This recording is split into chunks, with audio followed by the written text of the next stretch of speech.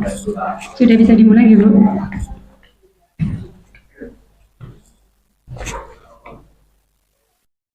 Assalamualaikum warahmatullahi wabarakatuh. Yang terhormat Ibu Dwi selaku Kepala SMP Negeri 7 Surabaya, yang terhormat Bapak Ibu Guru beserta staf dan karyawan. Pertama-tama marilah kita panjatkan puji syukur kehadirat Allah Subhanahu wa Ta'ala, yang mana pada siang hari ini kita dapat terkumpul di ruang guru ini dengan keadaan sehat walafiat. Salawat serta salam tetap tercurahkan kepada junjungan kita Nabi besar Sallallahu Alaihi Wasallam yang kita anggap syafaatnya di hari akhir nanti. Menginjak acara yang selanjutnya, kita akan buka dengan susunan acara yang pertama yaitu pembukaan, yang kedua yaitu sambutan Ibu Kepala Sekolah oleh Ibu Dwi, yang ketiga yaitu pemaparan materi, yang keempat sesi tanya jawab, dan yang kelima penutup. Menginjak acara yang pertama yaitu acara pembukaan, marilah kita buka acara ini dengan bacaan basmalah. Bismillahirrahmanirrahim. Menginjak acara yang kedua yaitu sambutan oleh Ibu Kepala.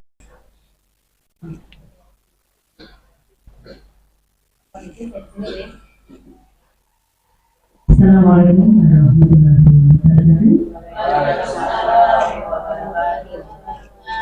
Salam sejahtera untuk kita semua. Bapak Ibu yang saya hormati, masih semangat? Semangat lagi ya. Meskipun waktunya sudah siang, tapi semuanya adalah semangat pagi. Bapak Ibu, kita sebagai guru tentunya sudah lama kan ya, bahwasanya setiap guru pasti punya harapan terhadap para generasi muda atau anak-anak atau peserta didik kita, supaya mereka tumbuh kembang menjadi anak yang baik, anak yang sehat, dan anak yang selalu dinamis dan selalu bisa berinovasi. Demikian juga dengan bapak dan ibu guru tentunya juga bisa mengimbangi kebutuhan anak-anak sehingga mereka bisa terlayani dengan baik. Bapak Ibu, terkait dengan disiplin positif, ya, tentang budaya positif. Pada hari ini Ibu Dwi Nusula ya menyampaikan atau mensosialisasikan terkait dengan aksi nyata budaya positif. Apa itu budaya positif? Nanti akan dikupas tuntas oleh Ibu Dwi Nusula. Cuman harapan saya, Bapak Ibu, di SMP Negeri 7 ini, SMP yang kita cintai ini, bahwasanya kita semua para guru siswa atau warga sekolah hendaknya bisa merubah mindset, bisa merubah pola pikir yang konvensional atau yang lama dengan pola pikir yang baru yang sesuai dengan kebutuhan para peserta didik. Kalau dulu mungkin anak-anak ada jalan, kalau dia salah maka kena sanksi, kena hukuman. Maka mulai sekarang sesuai dengan eranya ya, karena karakteristik anak kita yang zaman sekarang itu berbeda dengan zaman dulu. Maka kita harus bisa mengimbangi, harus bisa menyesuaikan. Didiklah anak kita sesuai dengan zamannya. Anak kita kalau dibentak pasti apa? Ya pasti misalnya cuma gondok gitu kan ya. Nah, harus seperti itu. Maka kita harus bisa memahamkan mereka bahwasanya apa yang dilakukan itu sudah benar atau belum. Untuk itu maka butuh teladan atau butuh contoh dari bapak dan ibu guru. Untuk itulah maka hari ini akan dikupas tuntas terkait dengan budaya positif. Harapan saya kalau itu nanti juga bisa berkontribusi. Seperti apa?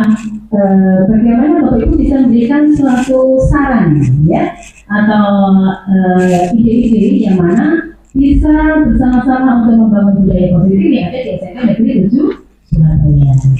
Jadi kalau menghilangkan kekerasan terhadap anak, yang namanya anak tidak adalah anak yang tidak nakal, tapi semuanya nakal. Tapi dalam arti apa? Nakal seperti apa ya kan? Nah, kalau menurut pandangan nakal maka harus kita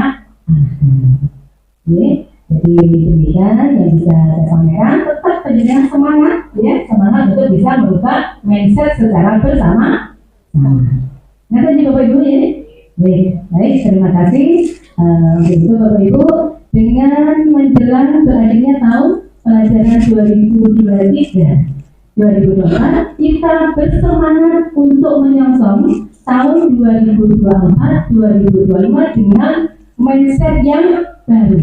Bersama-sama kita bergerak untuk membangun budaya positif di SMP Negeri 7 Surabaya. Demikian ya, akhir kalam, wabillahi taufiq. Wassalamualaikum warahmatullahi wabarakatuh. Assalamualaikum warahmatullahi wabarakatuh.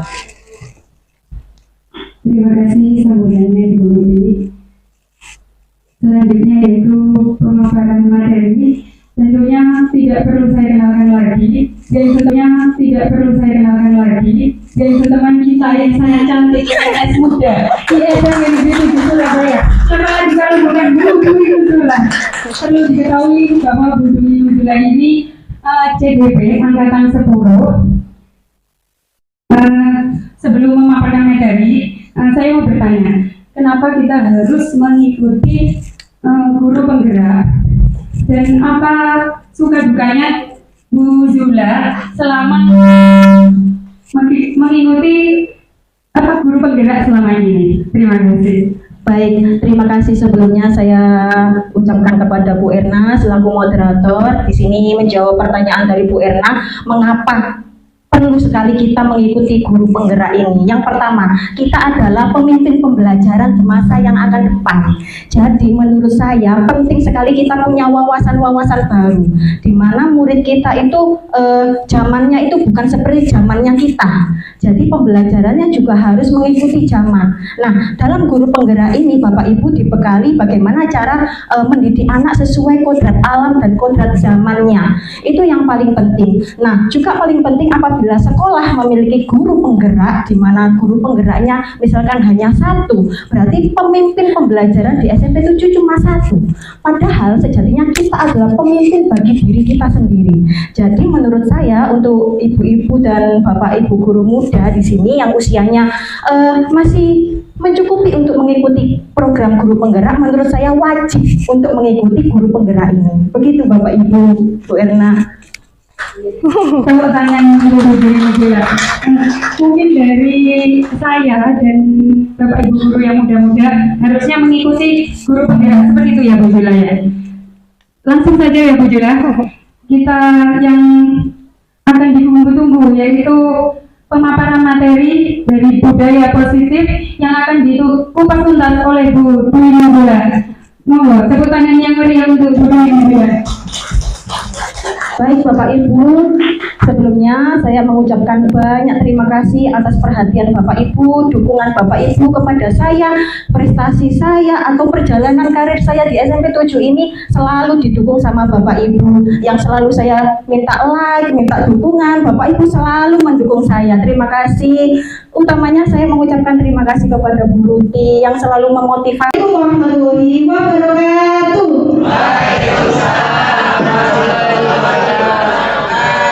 Baik Bapak Ibu, perkenalkan di sini saya Dwi Nuzula, saya adalah calon guru penggerak angkatan 10. Di sini saya baru calon, jadi masih belajar ya Bapak Ibu. Jadi di sini saya bertugas untuk sharing to caring. Saya perhatian dan saya peduli ke Bapak Ibu. Jadi saya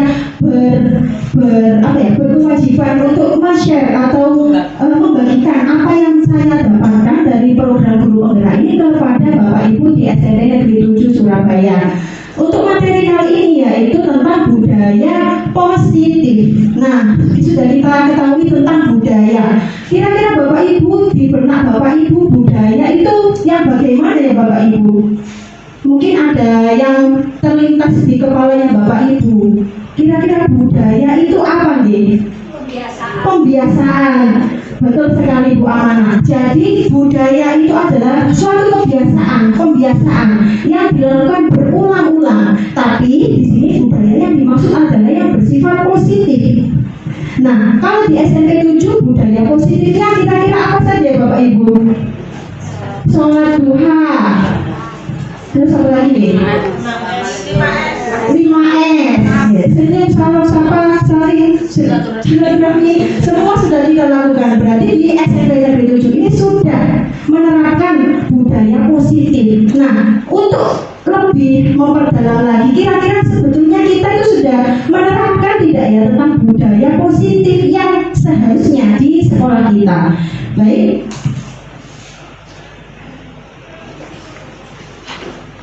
Baik, sebelumnya tujuan saya membagikan aksi nyata ini, yang pertama, ini adalah tugas sebagai guru penggerak. Jadi guru penggerak yang tadi sudah saya sebutkan sebagai pemimpin pembelajaran, bertugas untuk membagikan semua aktivitas atau ilmu tentang pembelajaran yang baik, tentang mentreatment atau memberikan pelayanan yang baik kepada anak didik kita. Selanjutnya, berbagi pengetahuan. Di sini pengetahuan yang saya dapatkan dari program guru penggerak ini, saya berusaha untuk membagikan meskipun kecil, insya Allah semoga bermanfaat untuk kita semua, untuk anak didik kita semua. Yang selanjutnya yaitu kolaborasi dalam melakukan budaya positif. Di sini budaya positif itu tidak bisa dilakukan hanya 1-2 orang, tapi seluruh warga sekolah, mulai dari paling depan pengamanan sampai paling belakang kebersihan, semua harus berkolaborasi. Kalau hanya gurunya saja yang menyambut anak-anak ketika masuk, menurut saya itu tidak efektif. Jadi menurut saya kita harus merubah mindset bahwa yang menyambut anak-anak bukan hanya guru, tapi petugas kebersihan, keamanan, terus kantin juga bisa, karena itu adalah warga sekolah. Nah, materi kali ini juga bersinergi dengan sekolah ramah anak. Jadi menurut saya untuk memperbaiki budaya positif kita harusnya sudah dimulai dari paling depan, yakni paling pagi, menyambut anak-anak yang datang. Yaitu bukan hanya tugas guru piket, tapi juga ada juga kebersihan, keamanan, dan semua warga sekolah harus terlibat. Seperti itu. Selanjutnya, baik, materi yang akan saya sampaikan di sini, yang pertama tentang perubahan paradigma belajar. Yang selanjutnya disiplin positif. Yang ketiga motivasi perilaku manusia. Yang keempat kebutuhan dasar. Kelima posisi kontrol restitusi. Yang keenam keyakinan kelas, dan yang ketujuh segitiga restitusi. Selanjutnya, baik, saya kira karena ini waktunya sangat siang dan juga Bapak Ibu mulai ngantuk, tapi saya yakin Bapak Ibu sangat semangat. Maka dari itu saya mau mengajak Bapak Ibu untuk melakukan ice breaking. Boleh Bapak Ibu berdiri sebentar. Baik, ini adalah ice breaking untuk melatih otot-otot kita yang sudah mulai kaku seperti itu. Bisa di-play Bu Erna?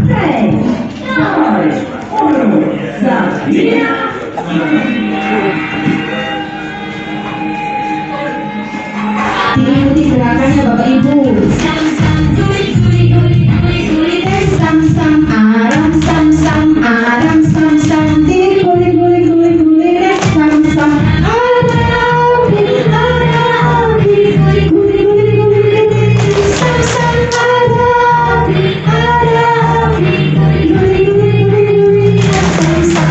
lebih cepat intonasi, kecepatan gerakannya lebih cepat Bapak Ibu.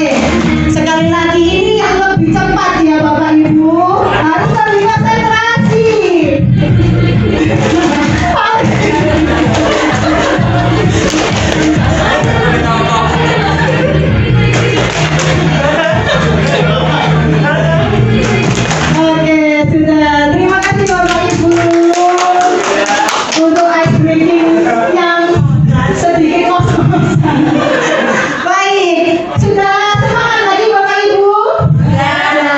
Baik, materi selanjutnya yakni tentang perubahan paradigma belajar. Sebelumnya kita memahami kalau belajar atau memberikan pembelajaran itu seperti apa ya Bapak Ibu? Kalau kita tugasnya ke sekolah misalkan, kita mengajar anak-anak itu biasanya kita bagaimana? Ceramah, ceramah. Kebanyakan dari kita mungkin tidak ada waktu untuk menyiapkan media pembelajaran yang menarik, metode pembelajaran yang beraneka ragam. Mungkin karena kita keterbatasan waktu dan fullnya jam mengajar seperti itu. Tapi itu tidak mengurangi rasa semangat kita untuk menjadi pembelajar sepanjang hayat. Yang pertama Bapak Ibu yang perlu kita ubah mindset kita seperti filosofi dari Ki Hajar Dewantara bahwa pembelajaran itu harus berpihak pada murid. Jadi pembelajaran itu tidak teacher center. Jadi murid tidak berfokus pada kita. Kita tidak boleh ceramah gini saja. Yang harus kita lakukan, perubahan yang kita lakukan adalah pembelajaran berpihak pada murid. Maksudnya apa itu? Jadi kita tanyakan dulu ke murid kita. Kita lihat dulu kebutuhan murid kita itu seperti apa. Ada yang kebutuhan belajarnya itu tentang visual, ada juga tentang motorik kinestetik, ada juga yang sukanya mencatat saja. Nah, itu tidak boleh kita samaratakan Bapak Ibu. Biasanya kita seperti itu.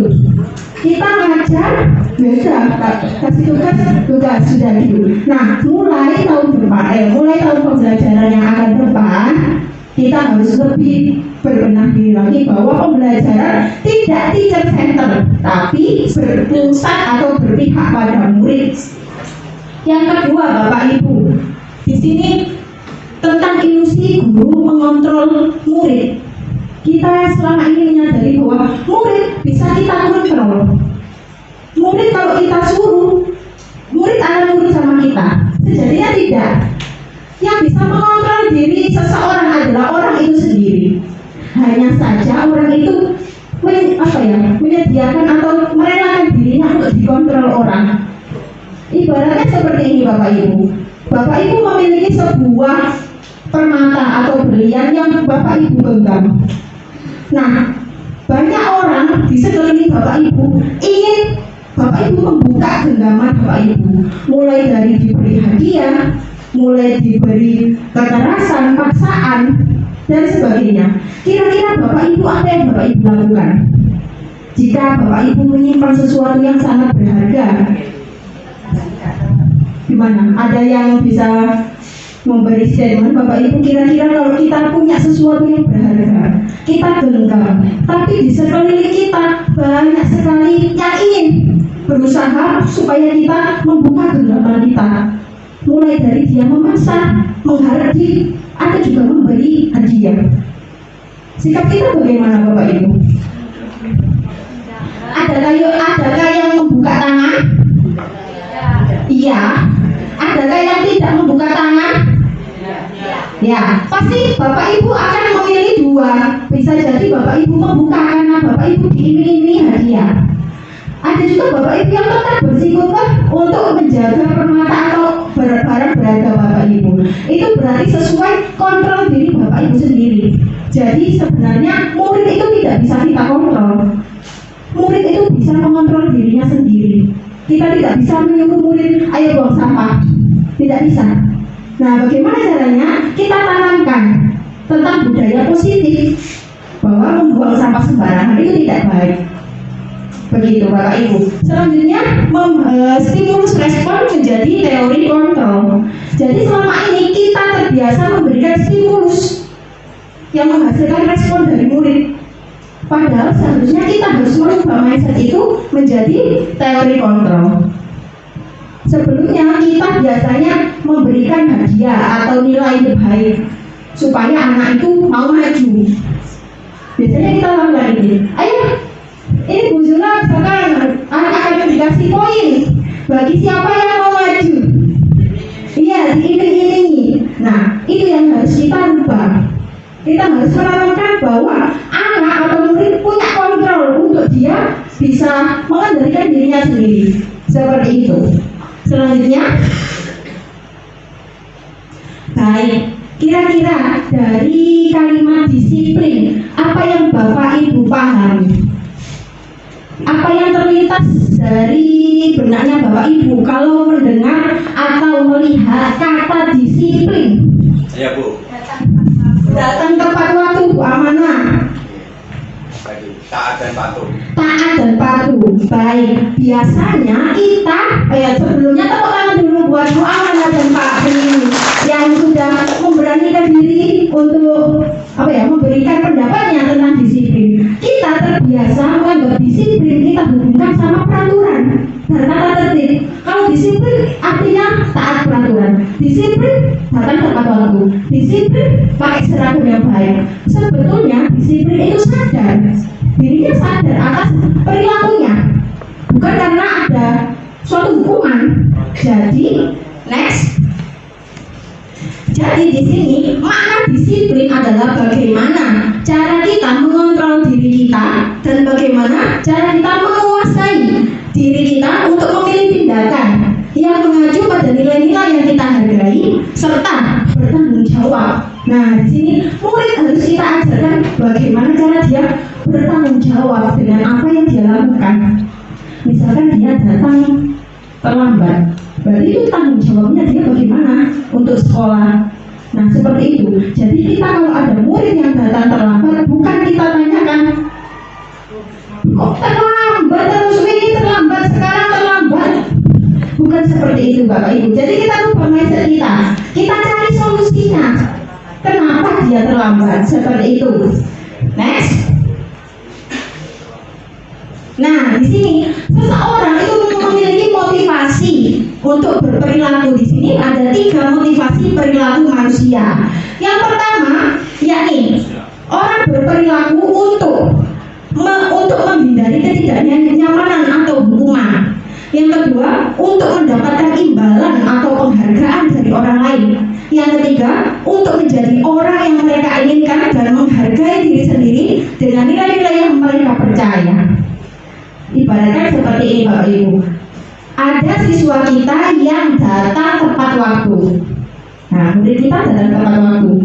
Kira-kira dia takut kena hukuman, atau dia ingin dipuji gurunya, atau dia memang ingin menunjukkan dirinya bahwa dia orang yang tepat waktu, orang yang memiliki nilai-nilai kebajikan pada dirinya. Kira-kira murid kita SMP 7 ada di nomor berapa ya?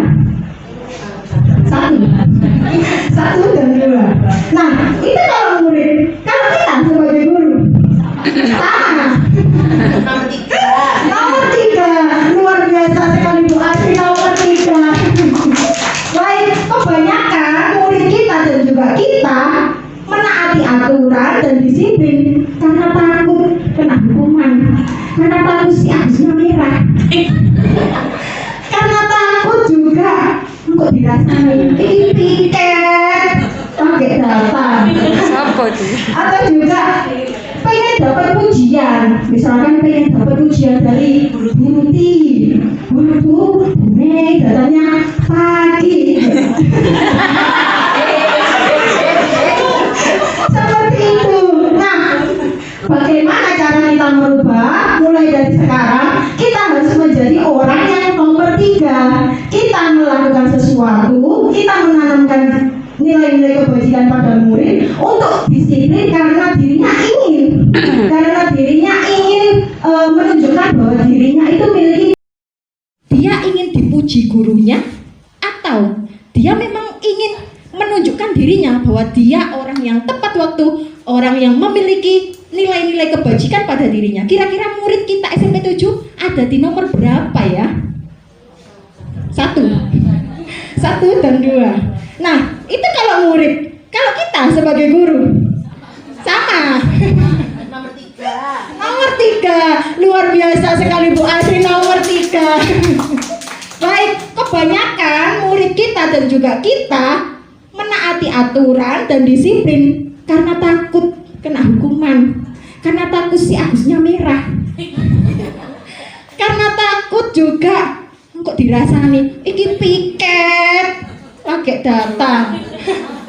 Atau juga pengen dapat pujian, misalkan pengen dapat pujian dari Bu Ruti. Waduh, Bu Mei datangnya pagi. Seperti itu. Nah, bagaimana cara kita merubah? Mulai dari sekarang kita harus menjadi orang yang nomor 3. Kita melakukan sesuatu, kita menanamkan nilai-nilai kebajikan pada murid untuk disiplin karena dirinya ingin. Karena dirinya ingin menunjukkan bahwa dirinya itu memiliki nilai kebajikan, bukan karena ingin dipuji gurunya, bukan karena takut dihukum gurunya. Seperti itu. Next. Baik, selanjutnya kira-kira Bapak Ibu, tadi Bapak Ibu sudah menyebutkan ada hukuman. Kira-kira Bapak Ibu, apa sih bedanya hukuman, konsekuensi, dan juga restitusi? Untuk restitusi ini menurut saya baru terlihat asing di telinga kita. Kira-kira hukuman itu apa ya Bapak Ibu ya? Oke, supaya lebih seru, tadi Bu Amanah sama Pak Pri sudah menjawab. Ini saya ada door prize untuk yang aktif menjawab dan aktif untuk berpendapat. Boleh Lauri. Baik, kira-kira hukuman itu apa ya Bapak Ibu? Sanksi. Hukuman itu sanksi. 3, Pak Pri 3, Bu Amanah berapa? 4. Hadiahnya bisa diambil nanti ya Bapak Ibu. Baik, hukuman, konsekuensi, dan restitusi. Kita lihat perbedaannya apa ya hukuman. Next. Baik, hukuman itu adalah sesuatu yang menyakitkan anak-anak dan bisa membekas pada psikis dan mentalnya anak-anak di masa yang akan mendatang. Bapak Ibu, di sekolah ramah anak ternyata kita adalah pelaku. Kita adalah pelaku utama perundungan anak. Kita tidak menyadari. Kita berpikir anak-anak dilakukan bully dengan temannya sendiri. Padahal pelaku utamanya adalah kita. Kita terbiasa kalau anak nggak mengerjakan tugas, kon niki pancet ae. Bahkan kalau anak masuk ke sini, digeruduk orang banyak. Oh iki pantes. Oh kok pelajaranku ya padha wae, Bu. Oh iki kan biyen kayak gini. Seperti itu Bapak Ibu. Kita ternyata adalah pelaku Bapak Ibu. Kita adalah pelaku sesungguhnya. Tapi kita menganggap diri kita korban. Pelaku yang menganggap dirinya korban. Tapi betul kita adalah korban di masa yang lalu. Nah, guru-guru kita, orang-orang tua kita juga melakukan hal yang sama. Jadi, mau sampai kapan kita menanamkan nanti murid kita jadi pelaku, murid kita lagi menghasilkan orang jadi pelaku lagi. Jadi nggak ada habisnya. Jadi sekolah ini kalau muridnya datang ke ruang guru takut apa? Diserbu guru-gurunya. Bahkan Bapak Ibu, terkadang kita tidak sadar kalau kita melukai hati anak didik kita. Kita sibuk mengerjakan tugas. Ada murid kita yang bertanya, mengajak ngobrol. Kita jawab, tapi kita tidak melihat peserta didik kita. Itu termasuk kita adalah pelaku bully. Kita melukai psikisnya anak. Kita mengabaikan anak. Itu tidak baik kalau menurut sekolah ramah anak. Tapi kita untuk berubah seperti itu memang butuh waktu, butuh proses. Tapi apa salahnya kalau kita berbenah mulai dari sekarang? Betul Bapak Ibu? Baik, jadi hukuman itu menyakitkan. Hukuman dilakukan guru semena-mena. Tidak ada kesepakatan, langsung kamu datang terlambat, lari lapangan. Sepatumu warna putih, copot. Sepet. Kita pernah melakukan itu ya Bapak Ibu ya. Kita sangat melukai hati anak-anak kita ternyata Bapak Ibu. Selanjutnya konsekuensi. Konsekuensi ini satu langkah lebih baik daripada hukuman. Kalau konsekuensi itu anak tahu. Kalau ya dia sudah punya kesepakatan. Kalau sekolah datangnya jam segini, konsekuensinya kalau sampai nggak datang jam segini adalah ini. Ya, itu adalah punya kesepakatan. Yang selanjutnya yang paling baik adalah restitusi. Kita berdiskusi dengan anak. Cara bagaimana mengatasi permasalahan anak. Kita cari solusinya bersama-sama. Komunikasi antara guru dan juga siswa. Jadi bukan hanya teacher center. Bukan hanya kita yang mengontrol anak, tapi anak juga wajib dan berhak untuk mengontrol dirinya sendiri. Seperti itu. Kira-kira dari 3 ini yang akan kita lakukan ke depan apa ya Bapak Ibu? Beneran? Beneran tidak ada hukuman di SMP Negeri 7? Tidak ada ya, semoga tidak ada. Dan harus tidak ada ya Bapak Ibu. Next. Baik. Kalau sudah tahu perbedaan antara hukuman, konsekuensi, dan restitusi, ini hanya 2 pilihannya. Kalau tidak hukuman, ya konsekuensi. Kira-kira kalau pertanyaan ini, lari mengelilingi lapangan 5 kali karena datang terlambat, itu hukuman atau konsekuensi? Hukuman. Baik. Selanjutnya. Baik, berdiri di depan kelas karena tidak mengerjakan tugas, itu hukuman apa konsekuensi? Hukuman apa konsekuensi? Tergantung. Kenapa tergantung Bapak Ibu? Tergantung kesepakatan. Kesepakatan yang baik adalah tidak melukai hati anak dan psikisnya anak dan fisiknya anak. Jadi ini adalah termasuk hukuman karena anak dijual keringatan ruamos ngadeg karena nggak mengerjakan tugas, padahal dia punya alasan kenapa dia tidak mengerjakan tugas. Nah itu yang harus kita cari restitusinya itu. Kenapa nak sama kok nggak mengerjakan tugas? Gitu. Iya betul, harus lemah lembut. Kita adalah pemimpin pembelajaran. Ya baik Bapak Ibu. Selanjutnya, nah yang ini mengepel lantai karena menumpahkan air minum saat pelajaran. Itu apa ya Bapak Ibu?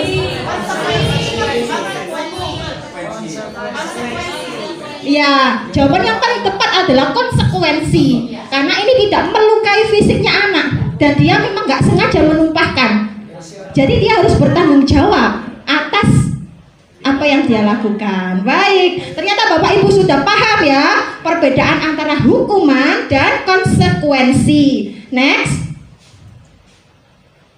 Nah, di sini ada 5 kebutuhan dasar manusia, termasuk kita. Ternyata kita butuh 5 ini di dalam diri kita. Yang pertama, kebutuhan untuk bertahan hidup. Yang kedua, kasih sayang dan rasa diterima. Yang selanjutnya, kebebasan, kesenangan dan penguasaan. Di sini bertahan hidup maksudnya kita memikirkan bagaimana kita bertahan untuk hidup. Apa saja kebutuhan untuk hidup kita Bapak Ibu? Makan, sandang, pangan, ya betul. Kalau kita tidak punya itu, kita tidak bisa hidup ya Bapak Ibu ya. Kita akan Selanjutnya, kasih sayang dan rasa diterima. Kira-kira bagaimana Bapak Ibu? Kasih sayang itu dapat diterima dari siapa ya Bapak Ibu? Orang lain, bisa dari pasangan, bisa dari teman, atasan, seperti itu. Yang selanjutnya, kebebasan. Nah, kebebasan. Bu Intan dapat hadiah. Tepuk tangan buat Bu Intan. Baik, kebebasan itu dia pengen melakukan apa yang dia inginkan, yang tidak dapat dia lakukan. Nah, dia ingin memberontak. Dia karena dia tidak memiliki kebutuhan kebebasannya, dia tidak tersalurkan atau terpenuhi, dia akan melakukan pemberontakan. Yang selanjutnya, kesenangan. Kita memiliki kesenangan yang berbeda-beda ya Bapak Ibu. Kebutuhan untuk kesenangan itu kita dapatkan bisa dari mana saja, bisa dari barang atau dari main HP. Main HP. Jadi anak-anak kalau main HP berarti dia kebutuhan tentang kesenangannya belum terpenuhi Bapak Ibu. Jadi perlu adanya restitusi. Ya. Selanjutnya penguasaan. Nah, seperti itu. Selanjutnya Dari 5 kebutuhan dasar ini, next, dari 5 kebutuhan dasar ini, Bapak Ibu, kira-kira, misalkan ada contoh kasus, ada siswa yang mengambil bekal temannya. Kira-kira kalimat apa yang terpikirkan Bapak Ibu kalau dia kebutuhan dasar tentang bertahan hidupnya belum terpenuhi? Kira-kira kalimatnya bagaimana? Sering-sering ambil. Misalkan kan gini, misalkan ada murid kita ngambil bekal milik temannya, kita marahi, kamu ini kenapa kok ngambil barang atau bekal temanmu? Nah, dia jawab apa Bapak Ibu yang tentang bertahan hidup? Lapar. Lapar. Selain lapar apa Bapak Ibu? Masa? Ya betul sekali Bu Intan. Nah, ternyata murid kita belum tentu semuanya adalah orang-orang yang mampu dan bisa memberikan bekal. Jadi dia bertahan hidup agar dia tidak lapar, dia mengambil bekal temannya. Ya, luar biasa sekali Bu Intan, tepuk tangan buat Bu Intan. Selanjutnya, kalau yang tadi tentang penguasaan, kira-kira bagaimana jawaban murid apabila kita tegur, kenapa kamu mengambil bekal temanmu? Yang tentang penguasaan bagaimana Bapak? Jawaban anak itu. Penguasaan berarti ingin berkuasa atas orang lain. Bagaimana jawaban dari murid Bapak Ibu? Kira-kira? Makanan saya juga. Waduh. Tepuk tangan buat Pak Wildan. Oke, jadi dia ingin berkuasa, dia ingin menunjukkan bahwa dia punya kuasa atas temannya. Baik, Bapak Ibu berarti sudah memahami tentang 5 kebutuhan dasar. Tentang 5 kebutuhan dasar murid kita, mulai dari kesenangan. Mungkin saja dia senang kalau dia mengambil barang temannya, dia senang melihat temannya, ekspresi temannya bingung nyari mana bekalku ya Bu, mana. Dia tuh senang. Dia tuh jahil karena dia senang melihat temannya kesusahan mencari barang. Sebetulnya dia hanya iseng dan dia kebutuhan dasar tentang kesenangan itu belum terpenuhi. Jadi dia melakukan itu. Jadi kalau misalkan kita ada permasalahan dengan murid kita, kita harus melakukan restitusi. Kenapa anak itu melakukan itu? Apakah 5 kebutuhan dasarnya tadi salah satunya belum tercukupi, belum terpenuhi, seperti itu. Baik, next. Baik, di sini adalah 5 posisi kontrol. Yang pertama adalah penghukum. Yang kedua adalah pembuat merasa bersalah. Yang ketiga adalah teman. Yang keempat adalah pemantau. Dan yang kelima adalah manajer. Kira-kira sekarang posisi kita ada di posisi mana ya Bapak Ibu? Penghukum, teman, pemantau. Baik Bapak Ibu, level terendah seorang guru adalah punya mindset penghukum. Itu level terendah. Jadi upayakan kita adalah bukan guru penghukum. Iya ya Bang. Kita ini level terendah seorang guru adalah penghukum. Penghukum maksudnya apa? Dia semena-mena kepada murid. Kalau muridnya berbuat salah, dia bernada tinggi, menunjuk-nunjuk murid dan berkata yang kasar. Misalkan tadi murid kita ada yang tidak mengerjakan tugas. Kalau orang penghukum, kalau guru penghukum, bagaimana kalimatnya? Kira-kira bagaimana Bapak Ibu? Kalimat seorang guru sebagai penghukum.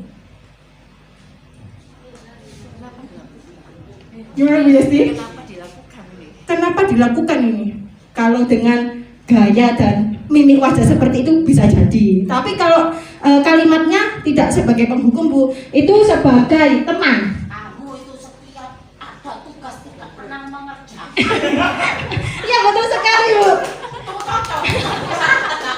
Jadi penghukum itu intonasinya kamu itu Menekan. iya, menekan anak, membuat anak merasa terpojokkan, menunjuk-nunjuk anak dengan kalimat kasar. Itu penghukum dan bisa membabi buta. Marahnya itu nggak jelas. Ya, itu adalah level terendah guru. Semoga tidak ada pada diri kita ya Bapak Ibu. Selanjutnya, level selanjutnya, level yang lebih baik selanjutnya yakni pembuat merasa bersalah. Pernah tidak kita melakukan itu Bapak Ibu? Contohnya seperti apa Bapak Ibu? Membuat rasa bersalah. Contohnya bagaimana Bapak Ibu? Ya Bapak Haji. Kamu di sekolah seperti ini nggak kasihan sama orang tua? Iya Pak. Iya, jadi tepuk tangan buat Pak Fadli. Baik, jadi pembuat merasa bersalah itu menghubungkan sama perasaan. Yes, tidak ya? Menghubungkan dengan perasaan, menghubungkan dengan orang tua, sehingga dia itu ada rasa merasa bersalah. Kamu itu gak kasihan tak sama ayahmu. Kamu itu ayahmu udah pentol. Biasanya kita melakukan seperti itu ya Bapak Ibu. Iya, tanpa sengaja kita melakukan seperti itu. Kamu itu gak kasihan tak? Kamu itu MBR. Kok kelakuannya kayak gini? Ya. Maaf ya Bapak Ibu, mungkin saya juga sering melakukan seperti itu. Jadi secara tidak sengaja saya telah melukai hati anak. Saya adalah pembuat rasa bersalah pada anak. Baik, selanjutnya level selanjutnya adalah teman. Kira-kira kalau kita berteman, menganggap murid sebagai teman, baik apa tidak Bapak Ibu? Oke, betul sekali. Baik, dan ada juga sisi tidak baiknya. Berarti kita harus pandai-pandai menyeimbangkan. Iya, menempatkan. Anak, kalau kita posisikan diri kita sebagai teman, biasanya akan ngelama, akan hanya mau kita suruh. Kalau disuruh guru lain tidak mau, akan nurut sama kita sebagai guru temannya, tidak nurut sama guru yang lain. Nah, berarti kita kalau bisa tidak juga melakukan sebagai teman. Ada juga kita biasanya murid kita datang terlambat karena kita memposisikan diri kita sebagai teman. Wes gak apa-apa masuk gondok sing nyawang. Masuk ore. Ada juga murid kita nggak pakai dalsi saat baca. Wes kamu boleh diserangi. Kita sebagai teman, kita memposisikan diri kita sebagai teman, padahal itu adalah sesuatu yang tidak baik. Oke, karena murid akan tergantung pada kita. Kalau kita tidak ada, dia nggak mau menurut sama guru yang lain. Seperti itu. Yang paling baik adalah guru sebagai pemantau dan juga sebagai manajer. Maksudnya di sini sebagai pemantau. Jadi misalkan murid kita belum mengerjakan tugas. Nah, posisi kita sebagai pemantau adalah menanyakan, "Nak, kenapa sampean kok belum mengerjakan tugas? Kenapa?" Ya, terus muridnya akan memberikan jawaban. Misalkan, "Kemarin saya itu Bu membantu orang tua jualan." Nah, posisi kita sebagai pemantau adalah kita menemani anak itu. Ya sudah, nanti ditunggu Bu Intan ya, misalkan ditunggu Bu Intan mengerjakan sampai selesai ya Nak ya, gitu. Itu adalah pemantau. Kita memantau proses anak-anak, proses tumbuh kembang anak kita adalah pemantau. Yang selanjutnya adalah manajer. Manajer ini adalah posisi atau level paling tinggi seorang guru. Jadi kita upayakan untuk bersikap sebagai manajer ke murid-murid kita. Maksudnya bagaimana itu? Misalkan kalau murid kita melakukan tindakan terlambat datang sekolah, kita posisinya sebagai manajer adalah menanyakan anaknya, "Nak, kenapa sih sampean kok sering datang terlambat? Alasannya apa?" Misalkan nanyanya, "Saya datang terlambat Bu karena kesiangan, bangunnya kesiangan karena saya main HP terus." Nah, posisi kita sebagai manajer adalah memberikan restitusi, solusi. "Nah Nak, kalau misalnya saya main HP-an terus, nanti besok akan kesiangan lagi. Kira-kira solusinya apa Nak yang paling tepat?" Nanti anak itu akan berpikir sendiri. "Ya, saya akan berhenti main HP Bu," gitu. Nah, seperti itu. Yang wajib kita lakukan adalah kita sebagai manajer dan juga pemantau. Kalau bisa 3 paling atas kita hilangkan pada diri kita. Setuju Bapak Ibu? Oke, next. Nah, ini tadi adakah yang bisa memberi contoh? Sudah ya, saya contohkan sama Bu Intan dan teman-teman. Oke, selanjutnya. Nah, selanjutnya ini adalah keyakinan kelas. Untuk pembelajaran atau tahun ajaran baru, kita biasanya melakukan atau membuat keyakinan kelas. Nah, tahun ajaran yang lalu apakah kita sudah melakukan atau membuat keyakinan kelas, Bapak Ibu? Sudah. Seperti apa contohnya keyakinan kelas kita? 1.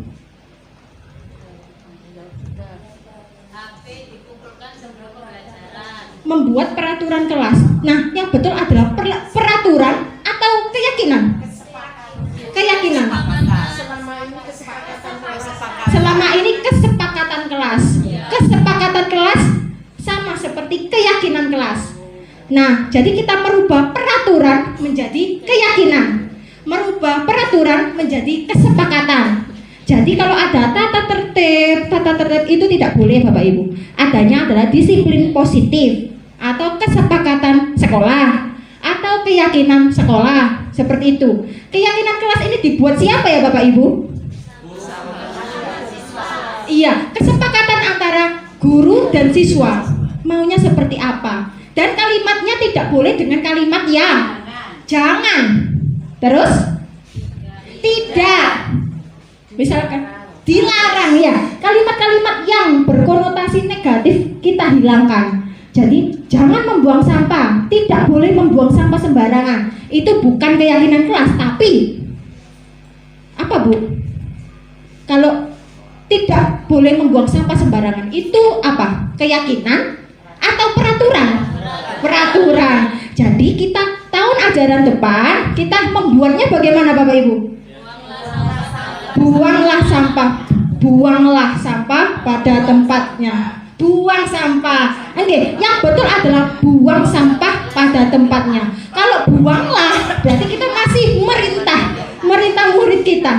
Jadi yang paling baik adalah kesepakatan kita dan murid, buang sampah pada tempatnya. Terus apa lagi Bapak Ibu? Iya, buang sampah pada tempatnya.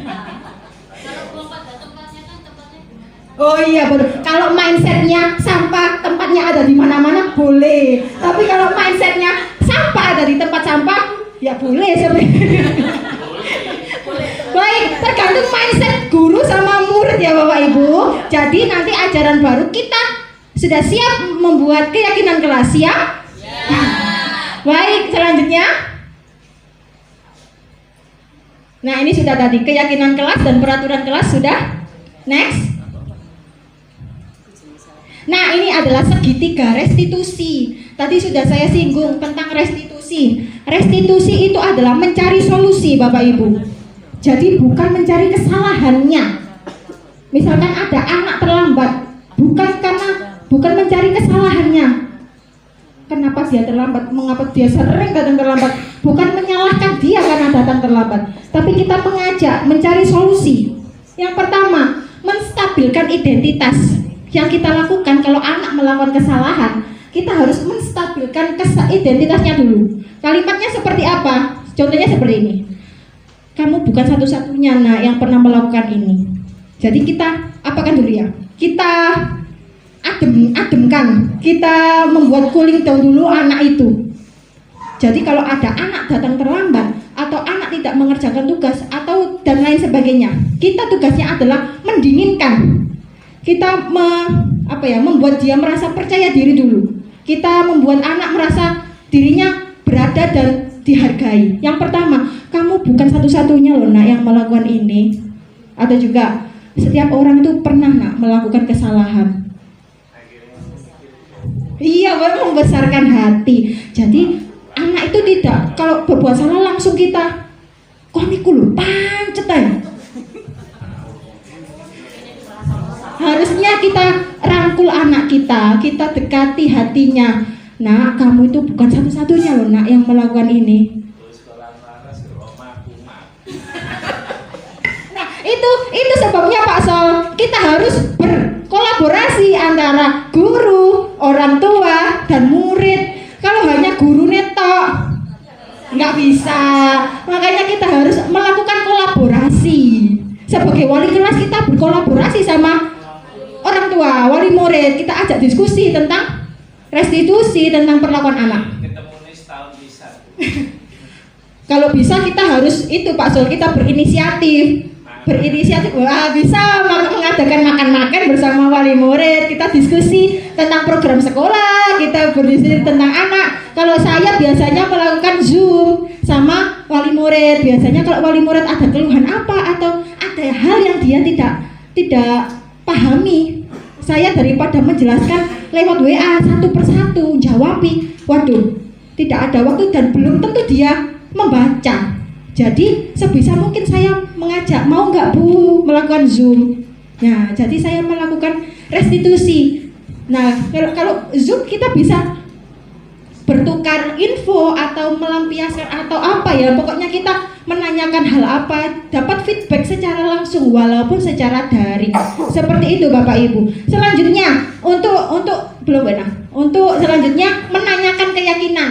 Setelah kita memberikan anak-anak untuk kepercayaan dirinya, kita menanyakan keyakinan. Nah, keyakinan kelas apa sih yang sudah kita sepakati, Nak? Misalkan dia datang terlambat, kita sudah menanyakan. Nah, bukan kamu saja loh yang datang terlambat.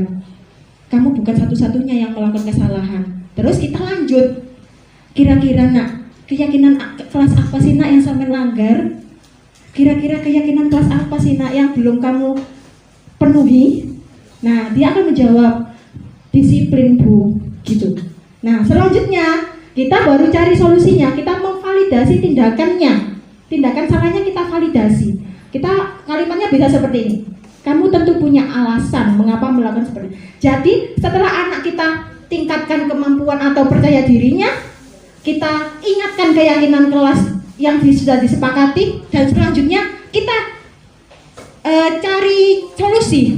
Nah, kira-kira bagaimana ya Nak ya? Kamu sudah sering datang terlambat.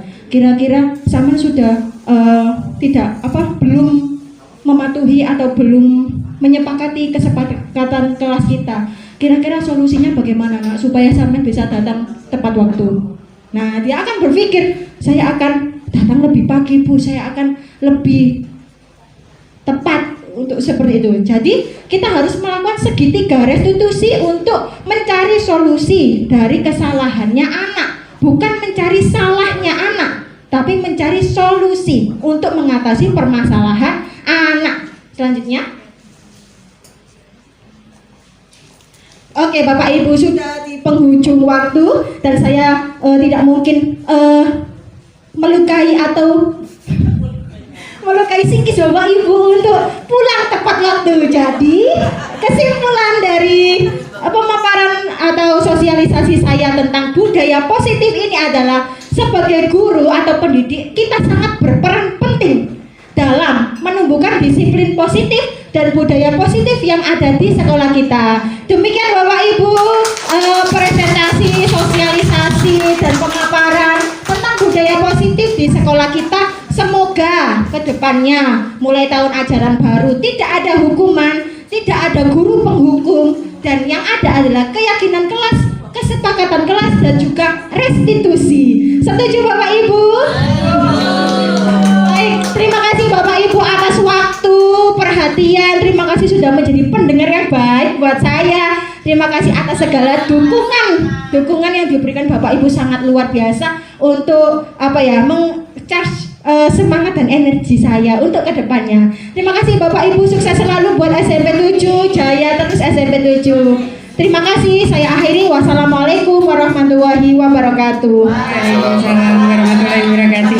Sekali lagi beri tepuk tangan untuk Bu Dwi Nuzula yang telah memaparkan materi yang sangat seperti itu. Semoga kita menjadi guru yang manajer dan pemantau.